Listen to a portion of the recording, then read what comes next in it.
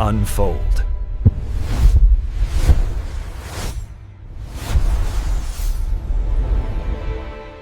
All right, let's get into one of the most famous and, honestly, one of the most deeply unsettling experiments in the history of science. We're going to break down Universe 25. It was supposed to be a perfect mouse paradise, but it spiraled into this, well, this chilling apocalypse. And we need to look at what its designer, a guy named John B. Calhoun, thought it was trying to tell us about ourselves. And this one quote hangs over everything we're about to see. You've got to understand Calhoun wasn't just counting mice. He was convinced he was watching the very soul of a society wither and die, long before the last body grew cold. This really sets the stage for the whole tragic story. So, where did a nightmare like this even begin? You'd probably guess it started with some kind of cruelty, right? But it was the complete opposite. Calhoun's team painstakingly engineered what they believed was a perfect world. They called it a mortality-inhibiting environment, which is a fancy way of saying they removed every single thing that could possibly harm a mouse. First off, the place itself was massive. This was not some tiny cage. You gotta think of it more like a mouse city, a huge 9-foot square enclosure with, get this, 256 separate apartments all connected by tunnels. There was enough physical room for almost 4,000 mice to live comfortably, so space was not the issue. And if you think the space was impressive, the resources were just off the charts. They had enough fresh water for over 6,000 mice and a literally endless supply of food for nearly 10,000. Starvation? It was completely 100% impossible. I mean, just look at this list. It was a utopia. No predators to hunt them, no diseases to make them sick. The climate was kept at a perfect 68 degrees all day, every day. Their bedding was always clean. Every single natural problem that keeps a population in check was just gone. But that last point on the list, no escape. That is the one to remember. This paradise was also a prison. So, it all began with just 8 mice. The Adams and Eves, as Calhoun called them. And for the first 104 days, the strive period, everything went exactly as you'd hope. They explored their new world, they carved out territories, they formed social bonds, they started building a real society. But you knew there was a but coming, right? The very perfection of this world, it turned out, held a fatal flaw. As the population started to grow, something went terribly wrong. And it wasn't a problem with the environment. The problem was with the mice. With no babies dying and all the food they could eat, the population just exploded. I mean, it was doubling every 55 days. If you were just looking at the numbers, you'd think this was a spectacular success story. And here, this is the critical turning point. At 620 mice, they weren't even close to filling the physical space, but they had completely blown past the social capacity. See, a society isn't just about square footage. It's about jobs, roles, relationships. And there were just too many new faces. No one knew who was who anymore. Calhoun actually came up with this term for a really bizarre behavior he started seeing. Even with hundreds of empty apartments available, the mice would all cram themselves into just a few central areas, especially around the food dispensers. They got so used to the crowds they couldn't do anything, not even eat, unless they were in a massive, chaotic mob. So, here's the bottom line. The dominant males, the ones whose job it is to protect territory and keep order, they just gave up. They couldn't handle the constant stress of all these new, anonymous young males challenging them. And once those protectors quit, the dam broke. The entire social structure just collapsed. And the nursing females, they were left totally exposed. This collapse sent the whole society spiraling down into what Calhoun famously called the behavioral sink.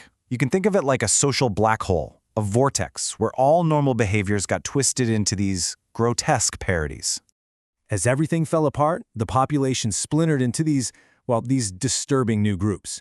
You had the dropouts. These were scarred males who just huddled together in the middle and then would suddenly erupt in these bursts of senseless violence. Then you had the probers, hypersexual males who, despite having unlimited food, started practicing cannibalism. And the females, they became hyper-aggressive, taking on a role they were never meant for, and often turning that aggression on their own kids. But out of all the horrors, this was maybe the most tragic.